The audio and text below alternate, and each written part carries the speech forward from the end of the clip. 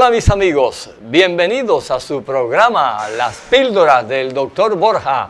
Este es el programa que le lleva a usted a este mundo maravilloso de la ciencia médica.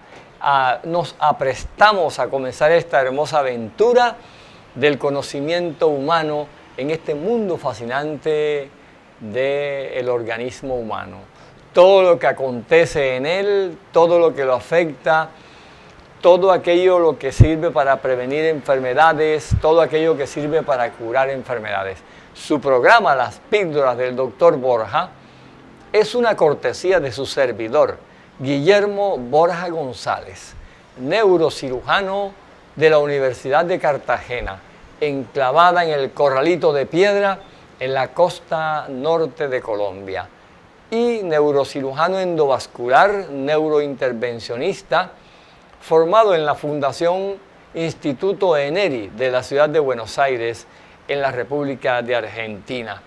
Me place mucho compartir con ustedes estos detalles, esta información tan importante en este mundo fascinante de la medicina. Todo lo que acontece en este mundo interesante, las nuevas técnicas en tratamiento, las nuevas técnicas quirúrgicas, toda esa información maravillosa de los adelantos que la tecnología y la ciencia nos aportan en el campo de la medicina. Indiscutiblemente que toda la ciencia permite avances diariamente. Nos quedamos asombrados cómo la electrónica, cómo la cibernética, cómo toda esa serie de conocimientos se van ampliando, aumentando de manera inconcebiblemente rápida. Lo que hoy es un adelanto, pasadas unas pocas horas, se convierte en algo obsoleto, sale una tecnología, una ciencia, algo totalmente nuevo, inusitado, que descresta a la gente, que le pone interesado y que de pronto está atento a que el conocimiento se le va a escapar y que no sabe cómo hacer para captarlo y capturarlo y vivir esa ciencia tan vertiginosa que nos trae tanto conocimiento. Les invito en este momento a que se pongan su cinturón de seguridad y que abordemos la nave que nos llevará a ese espacio infinito, maravilloso e inconmensurable de la medicina.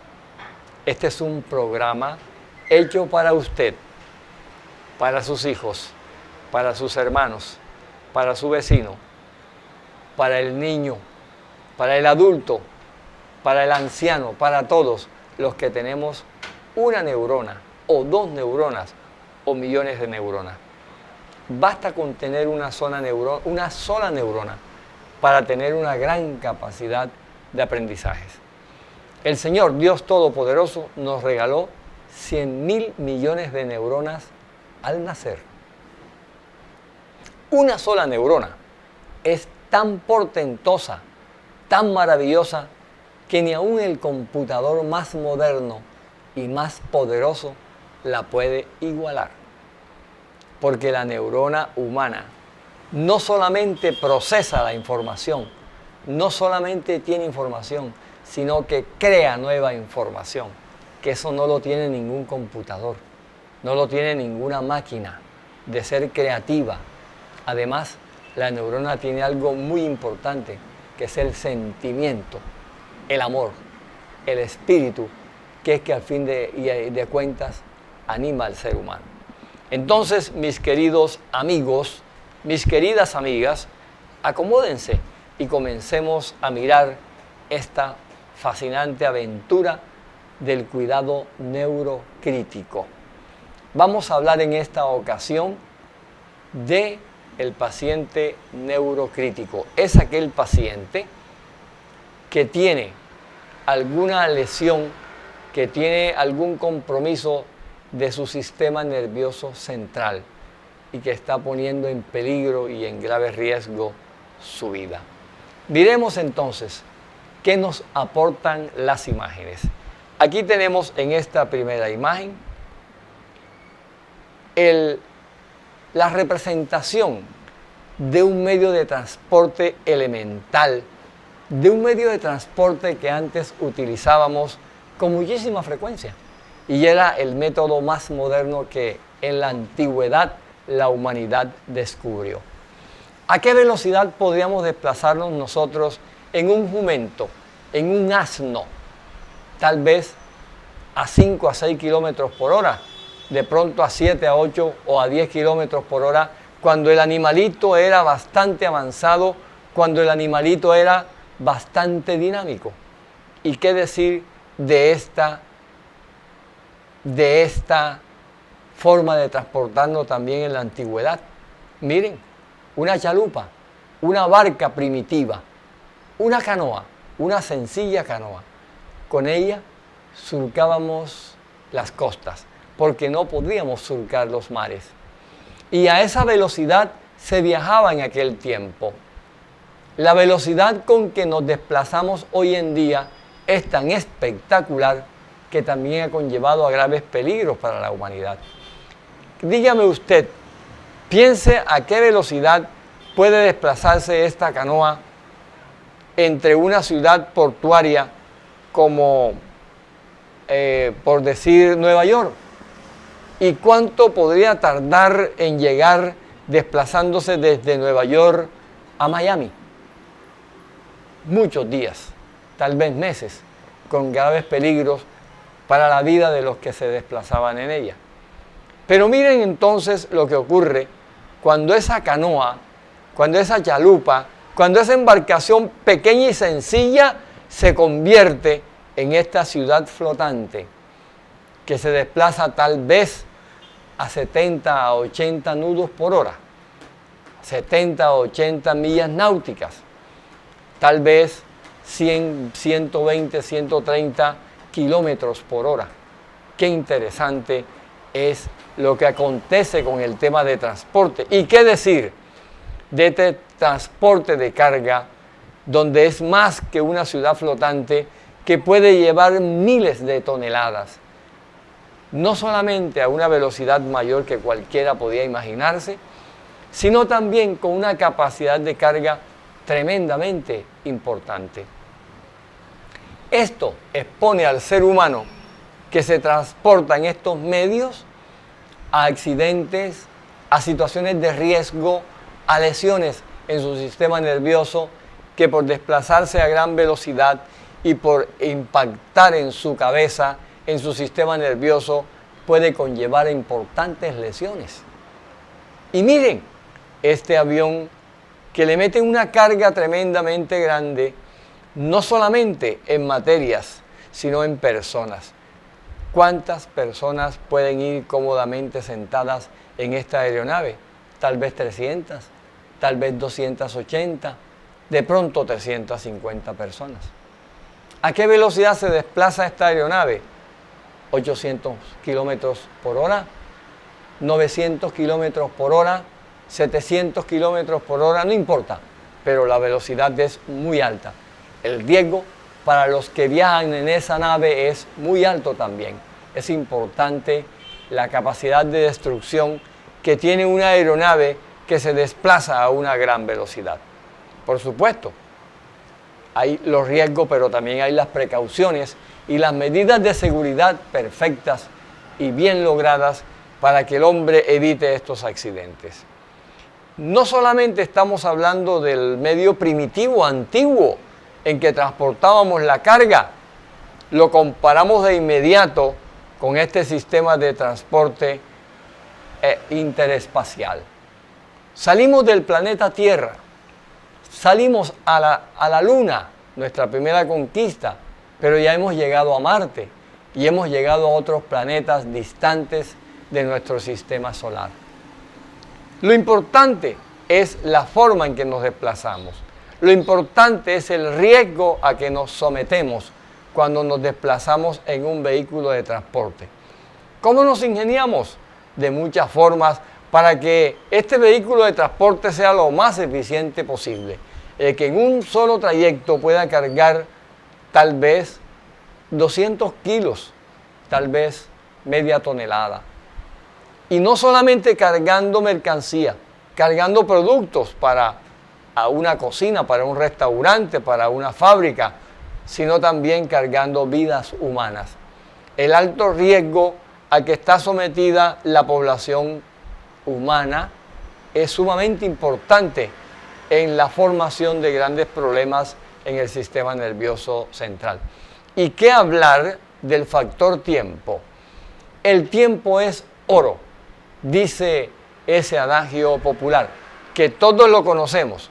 Mientras más pronto hagamos las cosas, más podemos obtener estos billetes, la denominación internacional, la moneda internacional, pero no importa que sea en pesos, que sea en dólares, que sea en libras esterlinas, que sea en liras, que sea en bolívares, que sea en yenes, en cualquier tipo de moneda. Lo interesante es que mientras menos tiempo yo use, yo gaste en una actividad, más rentable va a ser mi profesión, más rentable va a ser mi actividad y mejor rendimiento voy a tener. ¿Y qué decir de los deportes, de las competencias a nivel nacional e internacional? Deportes como el ciclismo, deportes como el automovilismo, como el mismo fútbol, que implican movimientos a una velocidad mayor y que implica una exposición mayor al traumatismo, que implica la exposición a lesiones importantes de nuestro organismo, sobre todo del sistema nervioso central. ¿Y qué decimos del estrés? ¿Qué decimos de las preocupaciones? Esta es una persona que está pensando en el dinero que tiene que pagar, que está pensando en el dinero que se va a ganar, en las inversiones que va a hacer, en todas las expectativas, en los planes y proyectos que tiene. Y esto genera estrés. Estrés es una situación nueva de exigencia para el ser humano, en donde surge la angustia, surge la tensión emocional, se eleva la presión arterial, aumenta el ritmo cardíaco, aumenta la frecuencia cardíaca, aumenta la secreción de adrenalina, aumenta la secreción de hormona tiroidea, aumenta la secreción de glucocorticoides y aumenta el riesgo de una hemorragia cerebral. Y aumenta el riesgo de un infarto cardíaco, y aumenta el riesgo de una úlcera sangrante, y aumenta el riesgo de un colon o de una hemorragia en el colon por un estrés. Y si anotamos que todo cambió, que cambió mucho cuando las enfermedades del sistema nervioso, cuando el paciente neurocrítico comienza a tener una atención especial en las unidades especializadas del cuidado neurocrítico, en las famosas UCI, Unidad de Cuidados Intensivos. Este enfoque clínico y de tratamiento del paciente mejoró tremendamente el panorama de aquella persona afectada de una hemorragia cerebral, de una trombosis cerebral, de un infarto cardíaco, de una enfermedad respiratoria o de algo que pusiera en peligro su vida, porque las unidades de cuidado crítico permitieron que la mortalidad del trauma encefalocraniano grave disminuyera del 50% al 36%. Antes de que se implementaran las unidades de cuidados intensivos para el paciente neurocrítico, el 50% de esos pacientes indefectiblemente morían. ¿Y por qué morían?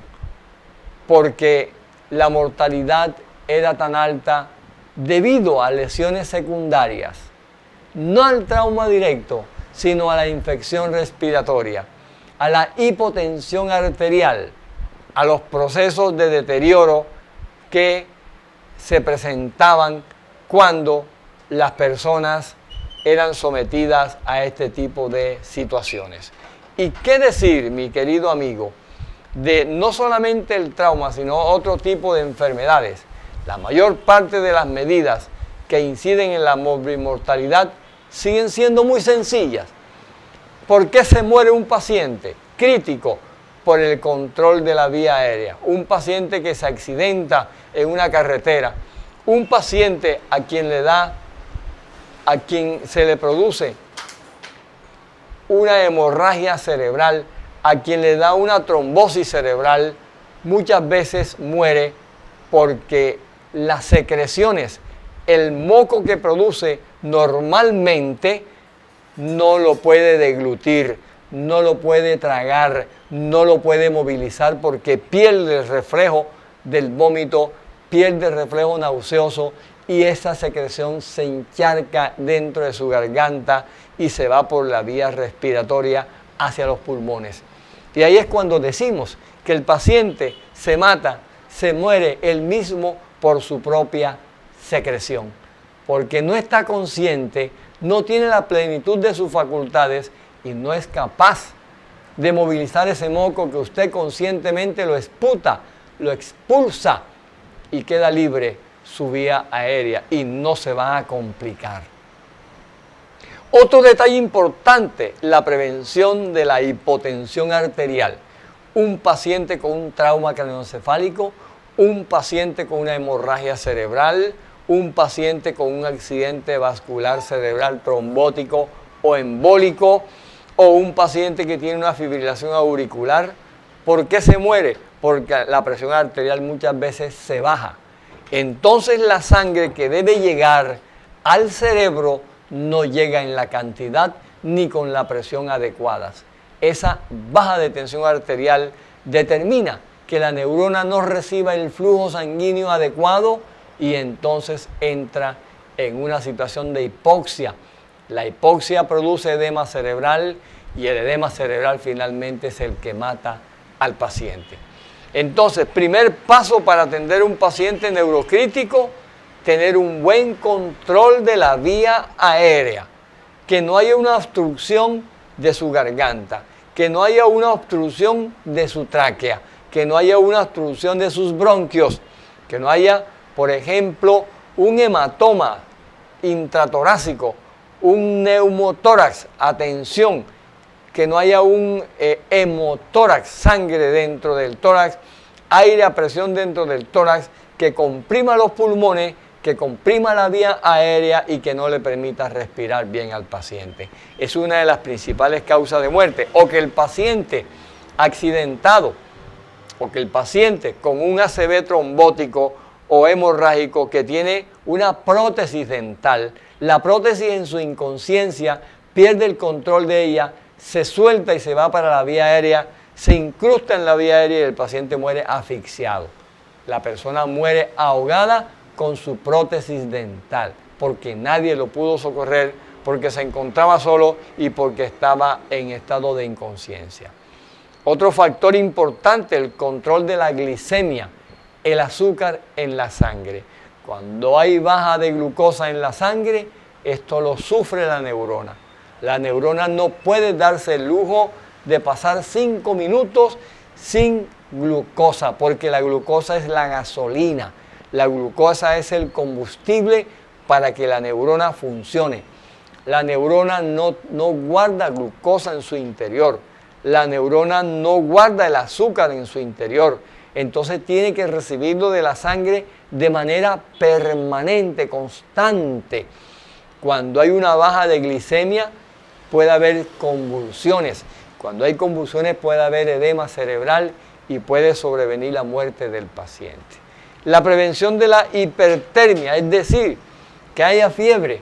Por cada grado de fiebre se sabe y se conoce que son 10 latidos que se producen 10 latidos de más por cada grado de fiebre. Es importante tener en cuenta este detalle porque cada 10 latidos implican un gasto cardíaco aparentemente mayor, pero que cada vez es menos eficiente. El latido cardíaco fatiga al corazón, le va dando una dificultad tremenda para que se den de manera adecuada todas las funciones sanguíneas, toda la circulación dentro del cerebro.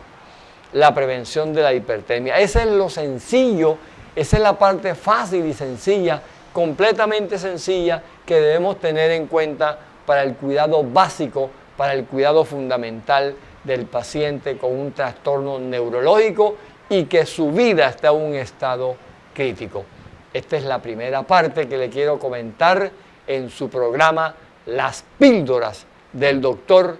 Borja, que son píldoras para el conocimiento, para la academia, para el aprendizaje para que usted conozca mucho de medicina y pueda prevenir muchas enfermedades, usted y su familia. Porque este es un programa para disfrutar en familia, para compartirlo con los hijos, con los hermanos, con los tíos, con los abuelos, con los padres, con los vecinos, con todas las personas amigas y así enriquecernos de esto que nadie nos puede quitar de la cabeza, el conocimiento.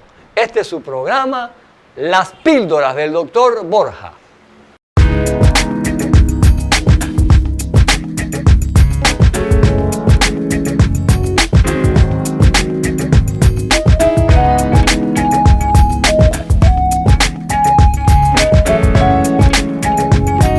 Las Píldoras del Dr. Borja, su programa.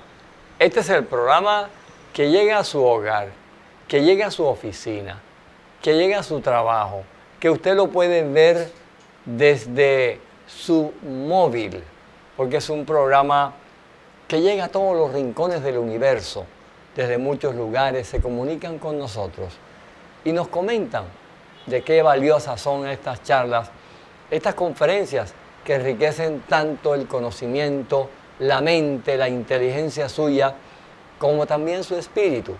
Porque las píldoras del Dr. Borja no son solamente un fin académico, es un fin espiritual, para que usted se enriquezca en todos los aspectos de su vida, para que juntos compartamos estos momentos tan importantes en que disfrutamos, nos solazamos con la ciencia médica.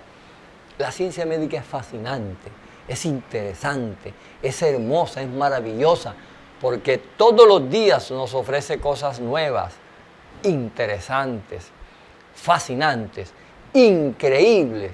¿Cómo se queda uno maravillado? Hoy, por ejemplo, haber hecho en 2 pacientes unas angioplastias carotidias, abrir esas arterias que estaban ya prácticamente tapadas y que van a producir una trombosis en el cerebro humano. Qué importante es haber abierto esa vía, colocarle un balón dentro de ella, ampliarla y dejar depositado en esa arteria un tubo en forma de red metálica que le permite a esa arteria estar abierta y evitarle a esa paciente una trombosis cerebral. Qué hermoso es ver esos procedimientos que aquí compartiremos en lo sucesivo, en lo futuro, con cada paciente que trabajamos, con cada paciente que hagamos, para que usted observe y disfrute las maravillas que Dios, el Señor, dueño de la vida, nos regala a todos los seres humanos. Eso es lo que quiero compartir con usted, para que se enamore de la ciencia médica, para que vibre con cada conocimiento nuevo que usted aprende y estimula a sus hijos, a sus amigos, a sus vecinos, a su esposa, a su esposo, a ser cada día mejor. A ver y disfrutar las píldoras del Dr. Borja. Y vamos a seguir entonces con las imágenes. Veamos qué nos dicen. ¿Qué pasa con los grandes avances tecnológicos? Los grandes avances tecnológicos han sido determinantes para estos grandes cambios que hemos obtenido. ¿Qué ha pasado? Mire, aquí tenemos el TAC cerebral, la escanografía cerebral, que nos permite ver al cerebro humano sin tocarlo a través de los rayos X. Observamos el hueso que cubre el cráneo, el hueso que lo protege. Observamos todo el tejido cerebral y observamos esta lesión. Un paciente que tuvo un trauma craneoencefálico y que tiene una hemorragia dentro del lóbulo frontal del lado izquierdo. El trauma produjo un moretón dentro del cerebro. Produjo entonces una contusión que aquí se ve como una zona blanquecina rodeada de otra zona más oscura. La zona blanquecina es sangre y la zona y la imagen un poquito más oscura es edema, inflamación, hinchazón. ¿Y qué decimos de este paciente que tuvo un trauma severo, que antes de morir se le hizo esta tomografía axial computarizada, esta escanografía que mostró algunas regiones donde había sangrado, donde había contusiones, moretones y zonas de edema. Y miren cuando fallece el paciente, porque sus lesiones eran tan severas que prácticamente el cerebro ya no tenía maneras para seguir adelante. Estas son las mismas imágenes en diferentes cortes que se ven ya en la pieza anatómica cuando se le hace la necropsia al paciente. Miren cómo nos permite la tecnología evaluar un cerebro y saber qué tan grave está ese paciente y cómo podemos ayudarlo y si es para operar o no podemos operarlo. Un paciente que desgraciadamente las lesiones fueron tan severas y que le produjeron un daño cerebral marcadísimo, muy grande, y en su necropsia se encontraron estas diferentes lesiones. Y miren ustedes lo que nos permite mirar en un paciente también de extrema gravedad, cómo al golpearse en la cabeza se produce un sangrado dentro del cráneo, encima del cerebro, un hematoma subdural agudo que comprime inmensamente al cerebro, lo desplaza desde el lado derecho del hematoma hacia el lado izquierdo, desplazando completamente la línea media, comprimiendo al paciente, y aquí no hubo tiempo de hacer absolutamente nada. El paciente también falleció. Miren la arteria que se le rompió, cómo se rompe esta arteria llamada meningia media. Sangra el paciente de manera crítica, grave, extensa y rápida, que no da tiempo de llevarlo a cirugía. Un paciente que muere por un hematoma subdural agudo. Y miren los hematomas intracerebrales, sobre todo en personas que son hipertensas. Por eso yo le digo a mis pacientes, cuídese mucho de ese enemigo silencioso, de ese asesino silencioso que es la hipertensión arterial. Muchas personas no le ponen cuidado a la presión arterial, no se controlan de manera adecuada, toman los medicamentos irregularmente y una presión se sube en un momento dado, pronto, súbito, rápido, y mata al paciente de manera pronta también. Esta es la escanografía que nos permite ver desde temprano cuando el hematoma es pequeño, cuando el hematoma todavía no está causando un gran impacto sobre el cerebro y está de tal tamaño que se podría observar y podría evitarse la cirugía, pero si sigue creciendo el paciente, le hacemos otro TAC, otra escanografía cerebral, y observamos si el hematoma aumentó de tamaño y tendríamos que operarlo. Por eso la tecnología es sumamente importante. Este sería el hematoma.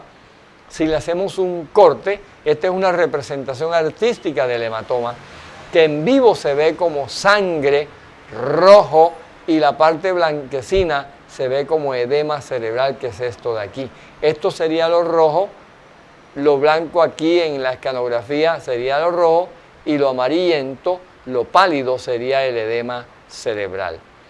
¿Y qué decir de una trombosis cerebral?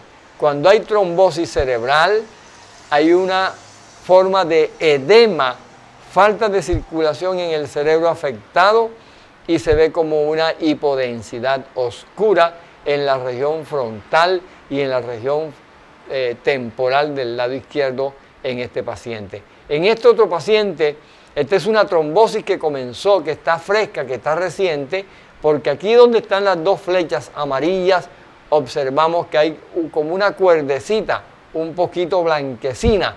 Esa cuerda es un coágulo que está dentro de una arteria. Importante ese detalle, como aquí lo vemos de manera más efectiva. Aquí hay un coágulo de sangre que está involucrado en la arteria cerebral media y se ve sumamente fácil, se ve sumamente bien. Y aquí es un paciente que tiene toda esta región blanca en una resonancia. Este es un TAC, una escanografía. Este es un examen distinto llamado resonancia, en la cual vemos que hay un gran edema cerebral, una gran hinchazón del cerebro en esa parte. Este también es un infarto a nivel de la región frontal posterior, en la región temporal, parte de la región occipital. Es una un ACV trombótico es una enfermedad oclusiva de este vaso del cerebro que se produjo de una manera evidente y que le está causando un daño bastante importante al paciente. ¿Y qué decir, mis queridos amigos, de la angiografía carotidia o de la panangiografía cerebral, que es un método diagnóstico que se hace inyectando medio de contraste dentro de la arteria del paciente? Se toman una radiografía de manera sucesiva con un angiógrafo, con un seriógrafo que nos muestra todas las arterias del cerebro. Esta es una toma lateral, un paciente en posición lateral, donde vemos la cerebral anterior, la cerebral media con sus ramas, la carótida interna, que es la que da origen a estas arterias, en la vista lateral. Pero en la vista de frente miramos la arteria cerebral anterior, en la línea media miramos la arteria cerebral media que discurre hacia el lóbulo temporal, lóbulo parietal.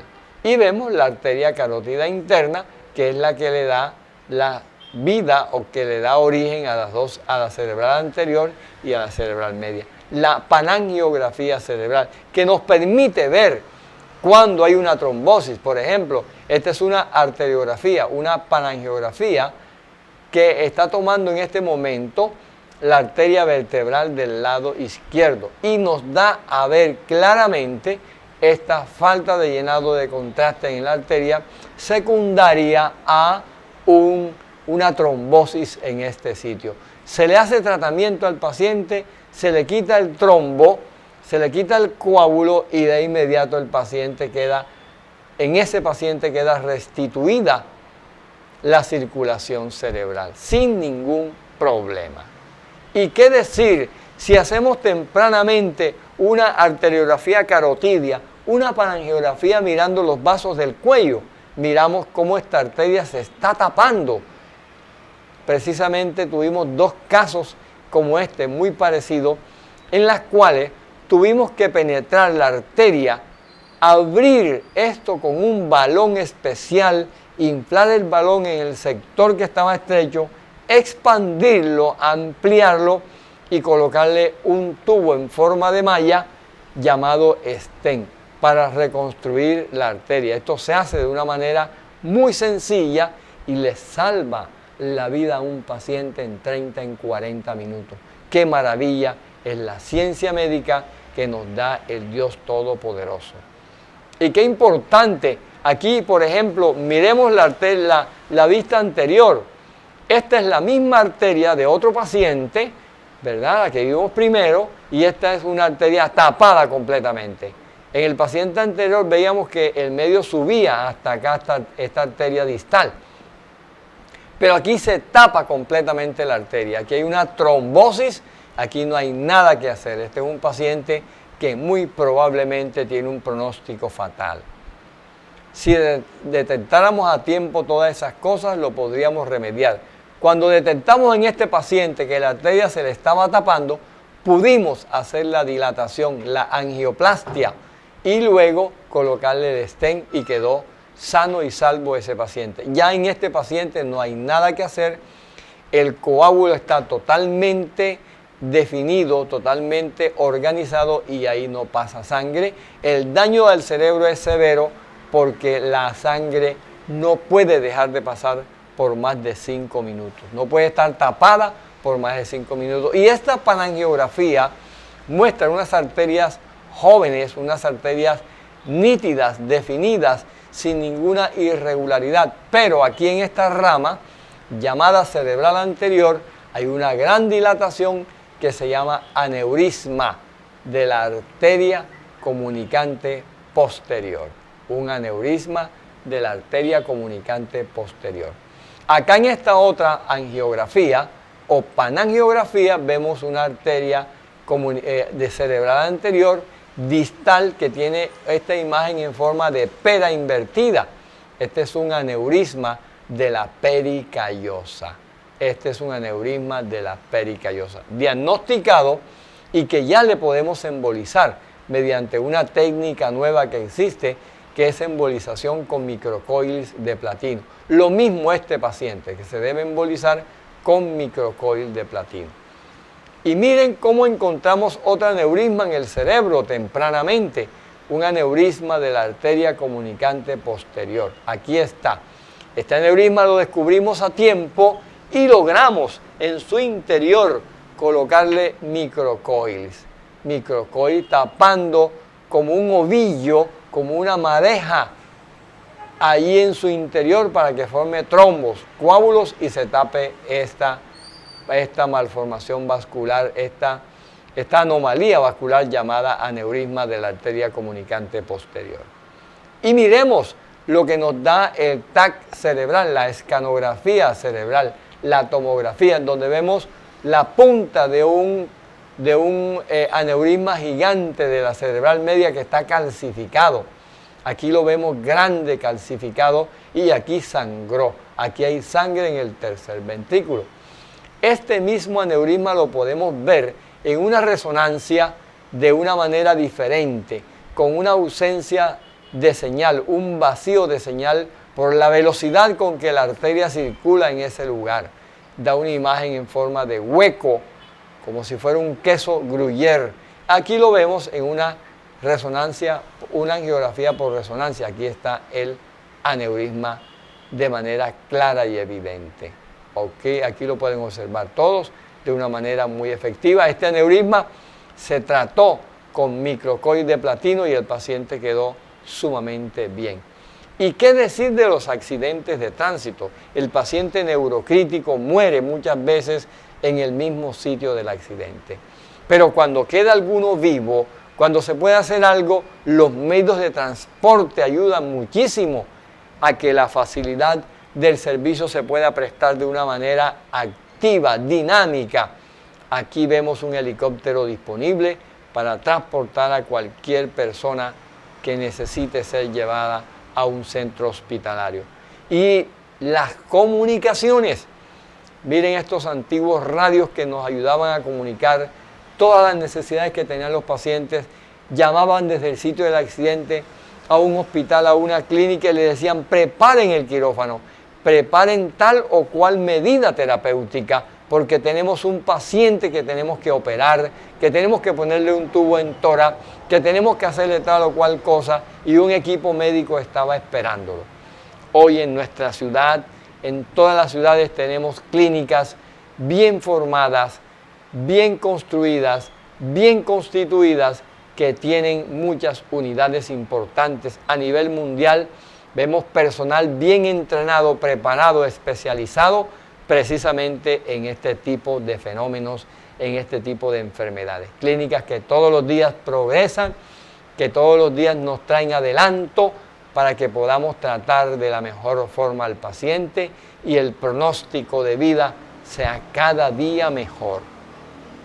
Clínicas que crecen cada día más, que se llenan de profesionales idóneos, estudiosos, que cada día se preparan de manera importante y que nos permiten tener una mejor formación y mejores resultados para que el paciente sea curado de manera pronta y efectiva. Y cuidados intensivos bien montados, bien organizados, con toda la serie de elementos que se requieren para este tipo de actividades. Camas adecuadas, ergonómicas, con capacidad de movimiento en flexión, en extensión lateral, subir, bajar, etcétera, de acuerdo a la necesidad de cada paciente. Tenemos balas de oxígeno que pueden estar al lado del paciente y si se requiere mover al paciente se pueden ir con él, o son tomas de oxígeno que están en la propia pared y que le dan un suministro, un flujo de oxígeno y de gases que el paciente requiera, que el paciente necesita. No solamente eso, sino también salas de cirugía para el paciente neurocrítico, paciente con una herida por bala en el cerebro, paciente con un trauma craneoencefálico severo, paciente con un hematoma subdural, con un hematoma intracerebral, con una trombosis, en fin, observen bien este quirófano. Bien dotado, con televisión, con circuito cerrado de televisión, con manejo endoscópico, con una serie de monitores que nos permiten ver la frecuencia cardíaca, que nos permiten ver cómo está respirando el paciente, que nos permiten saber si la saturación de oxígeno es adecuada, que nos permiten ver la presión arterial, que nos permiten ver todas las funciones cardíacas, todas las presiones en todos los niveles de ese cuerpo humano. Un centro de atención del paciente neurocrítico debe tener TAC, o sea, tomografía axial computarizada, o sea, escanografía y resonancia magnética las 24 horas. Debe tener un servicio de urgencias habilitado para que funcione esas 24 horas. Debe contar con una unidad de cuidados intensivos bien formadas, como ya le mostré. Debe tener neuroradiología vascular disponible 24 horas. Debe tener anestesiólogo, cirujano general, ortopedista, cirujano de tórax, cardiovascular y neurocirujano 24 horas. Es un montaje bien sincronizado, bien engranado y que funciona de manera armónica, adecuada para la mejor atención del paciente. La evaluación clínica del paciente es sumamente importante.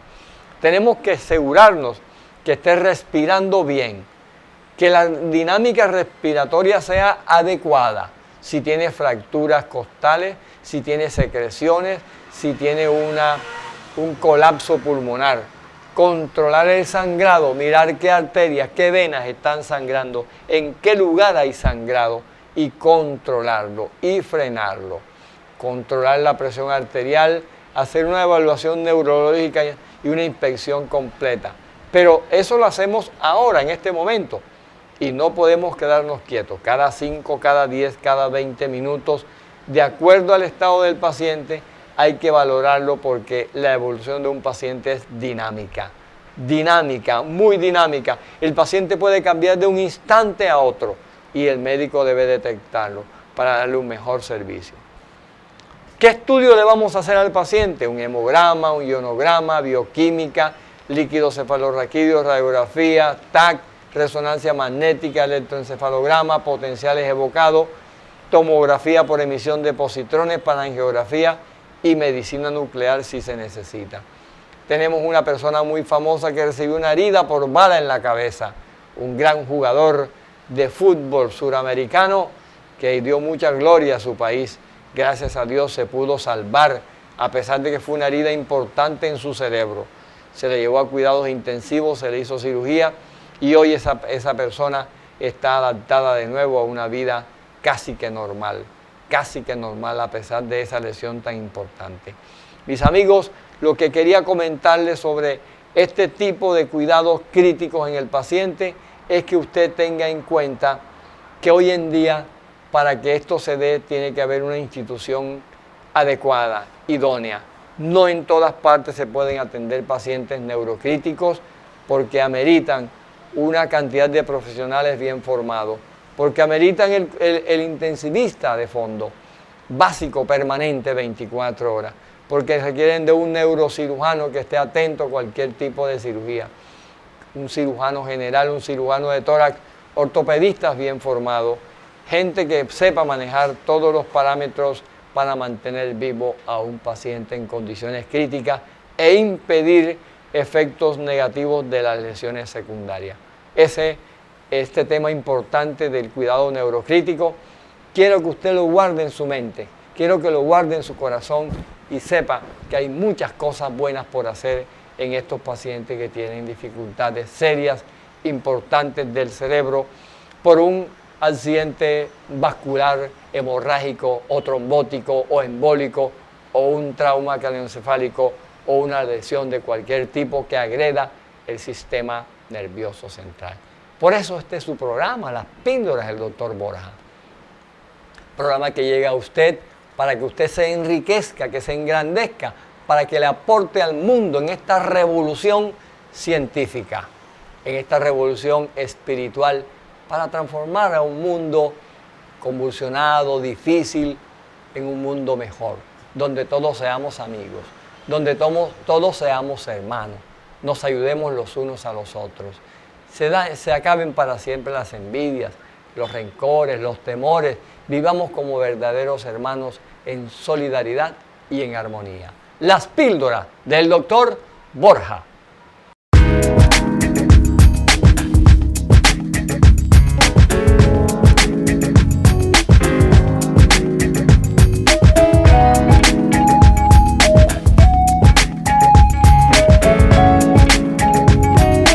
Las píldoras del doctor Borja.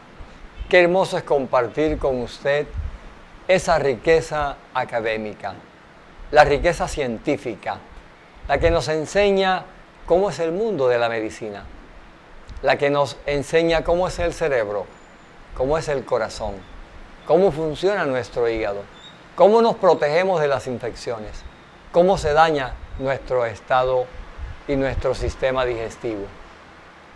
Pero también es muy importante valorar, disfrutar, vivir y sentir la vida espiritual. Es el espíritu el que sublima al ser humano. Es el espíritu el que lleva al ser humano a mirar más allá de la realidad de su entorno. Es el que le lleva a ser grande en la medida que ama y que sirve a sus semejantes. Es el espíritu el que marca la diferencia entre un hombre de bien y un hombre que no hace el bien. Es el espíritu el que marca la diferencia entre una sonrisa y un gesto de envidia o de maldad. Miremos una historia que tenemos para contar. Una historia interesante que quiero compartirla con usted porque a mí me impactó. A mí me movió el piso, como decimos, como dicen muchos jóvenes. Se nos mueve el piso cuando sentimos y vivimos una historia como esta que vamos a compartir. Hablamos de la casa imperfecta. Esta es la historia, la casa imperfecta. Un maestro de construcción ya entrado en años estaba haciendo las vueltas para jubilarse. Ya quería dejar de trabajar. Quería tener una pensión y jubilarse. No hacer nada, dejar de trabajar, retirarse. Disfrutar de tantas cosas maravillosas cuando uno no trabaja.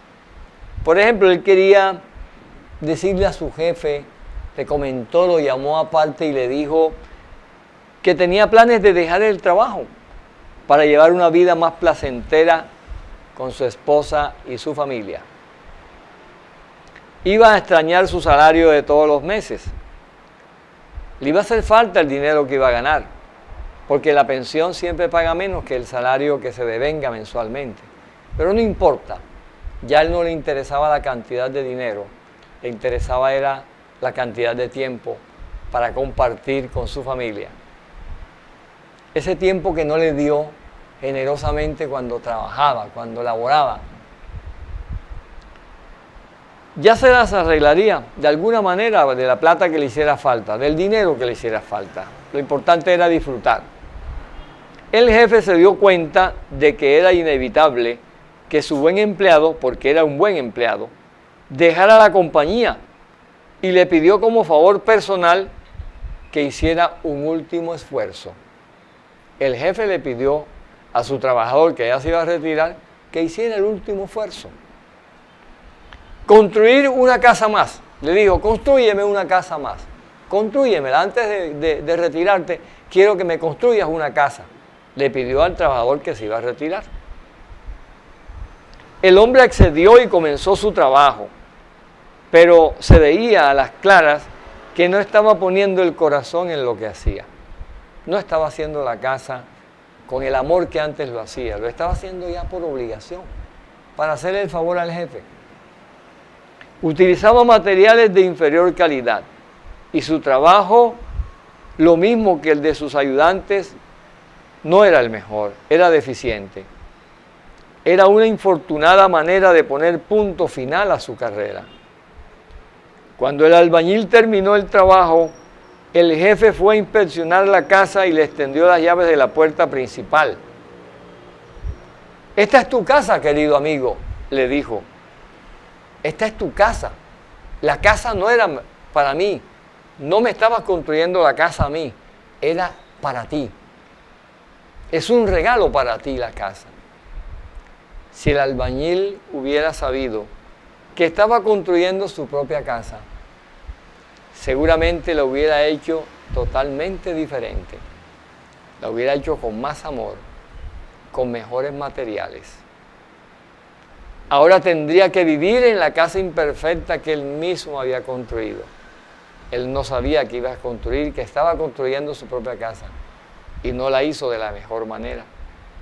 Eso significa que nosotros construimos nuestras vidas de manera distraída.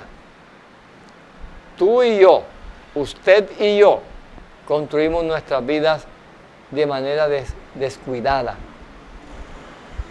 reaccionando cuando deberíamos actuar y sin poner en esa actuación lo mejor de nosotros. Muchas veces ni siquiera hacemos nuestro mejor esfuerzo en el trabajo. Entonces de repente vemos la situación que hemos creado y descubrimos que estamos viviendo en la casa que hemos construido, pero que no la hemos construido bien. ¿Tienes esposa? ¿Tienes esposo? ¿Tienes hijos? ¿Tienes hijas? ¿Tienes papá? ¿Tienes mamá? ¿Tienes hermanos? ¿Tienes amigos? ¿Compañeros de trabajo? ¿Cómo construyes la casa de tu amistad con esas personas?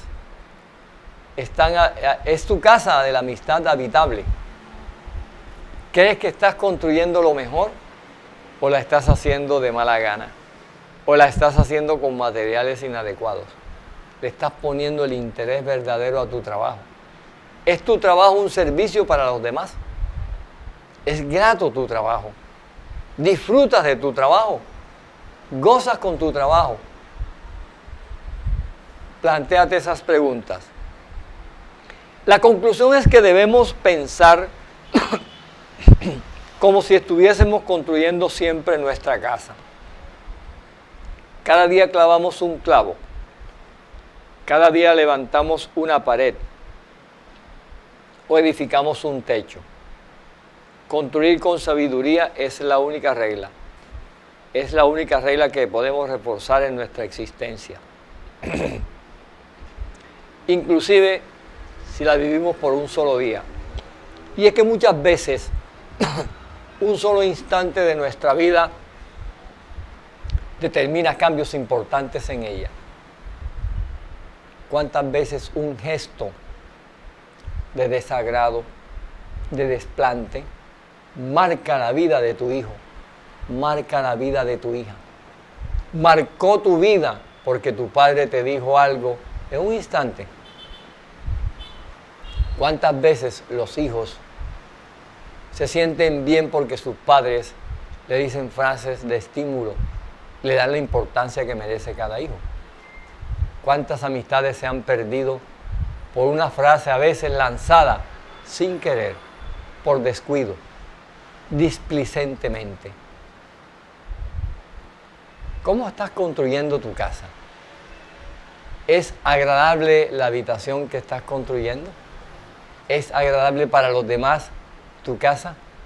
¿Los recibes con agrado? Tu casa no es la casa de 4 paredes y un techo. Tu casa es tu corazón. Ese es tu hábitat. Ese es tu medio ambiente. Ese es tu medio que tienes que vivir de manera agradable para ti y para los demás. Este es tu mensaje. El mensaje de las píldoras del Dr. Borja. Tu amigo, neurocirujano de la Universidad de Cartagena, neurocirujano intervencionista de la Fundación Instituto Neri de Buenos Aires. Qué placer haber compartido con usted, haber tenido estos momentos tan interesantes y este compartir. Muchas bendiciones para usted y para su familia. Que sea feliz. Las píldoras del Dr. Borja. Producciones Plus. Apoyo técnico, apoyo científico en esta labor educativa para nuestra comunidad. Producciones Plus.